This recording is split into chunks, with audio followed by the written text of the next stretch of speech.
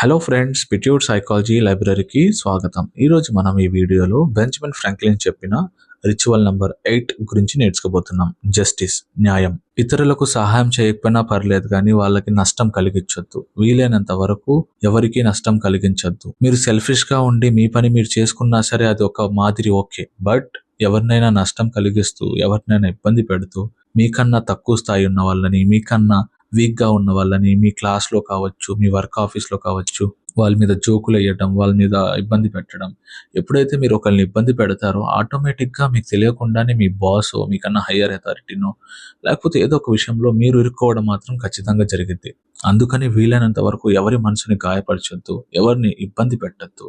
మీరు ఎవరితో మాట్లాడకపోయినా పర్లేదు కానీ వేరే వాళ్ళని హర్ట్ చేసే ఉద్దేశంలో మాత్రం ఉండొద్దు. వీలైనంత వరకు మీరు హ్యాపీగా ఉండడానికి ట్రై చేయండి. మీ పనిని మీరు ఎంగేజ్ అవ్వడానికి ట్రై చేయండి. మీ పనిలో మీరు నిజాయితీగా ఉండడానికి ట్రై చేయండి. మీ యొక్క బ్రాండ్ ని క్రియేట్ చేయండి. వీలైనంత వరకు మనసుని ప్రశాంతంగా ఉంచండి, ఆలోచనలని ప్రశాంతంగా ఉంచండి. సక్సెస్ అవ్వడానికి ఒకటే ఒక formula: mind your own business. మన పని మనం చేసుకోవడం చాలా మంచిది. ఈ విధంగా బెంజమిన్ ఫ్రాంక్లిన్ 8వ రిచువల్లో చెప్తున్నారు. మీకు ఈ వీడియో నచ్చినట్లయితే వీడియోని లైక్ చేయండి, వీడియోని షేర్ చేయండి, ఛానల్ని సబ్స్క్రైబ్ చేయండి. వీలైనంత వరకు మనసుని ప్రశాంతంగా ఉంచండి. Thank you for watching.